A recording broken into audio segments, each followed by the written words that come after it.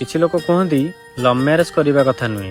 अरे मु तो कहि तुम औकात ही नहीं लव मैरेज करने। तुम खाली से अरेंज मैरेज कथा ही कह।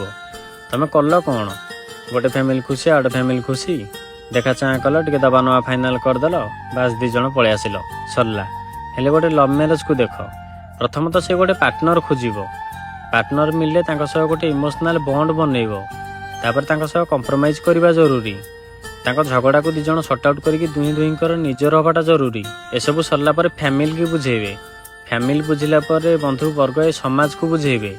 केते जन को से बुझेबा परे गोटे गोटे स्टेप रे तांका पई चैलेंज थिबो। दीटा लोक जेतेबेले गोटे छात तले रहिबे तो सेतेबेले ही जना पड़िबो प्रकृति रे लोक केमतिका। मैरिज माने कोन भल पाइबा दुही दुही को बुझीबा जोटा कि लव मैरिज रु भल हेई परिबनी। आ तमे अरेंज मैरिज कथा कहउचो ना तमे दी जण आगुरु देखा आइथिलो ना दी जण को चिन्हिचो बास दी जण पळे आसिलो। एटा कोन भल पाइबा करिवार अछि तो थरे लव मैरिज करिकि देख। तम औकात सामना को पळे आसबो दी जण एकाठी होवा पई। ए फैमिली की बुझेइबो ए समाज को बुझेइबो। लव मैरिज छोटिया कथा नुहे।